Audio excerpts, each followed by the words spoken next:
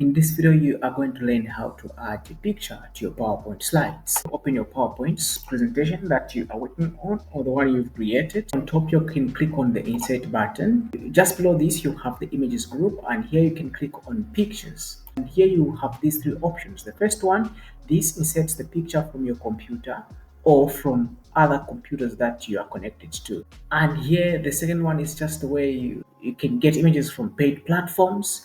Then also you can just download images from, you can find and insert pictures also from a variety of online sources. Here I'm just going to use the image from my local machine. So from this device, I'll use this option here. You can choose the images from here. It's going to open a window like this.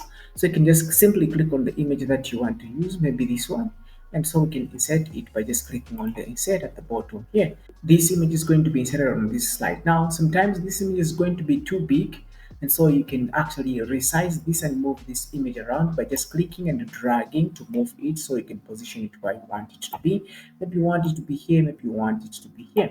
And so you can also resize it by just scaling it down by using these handles here.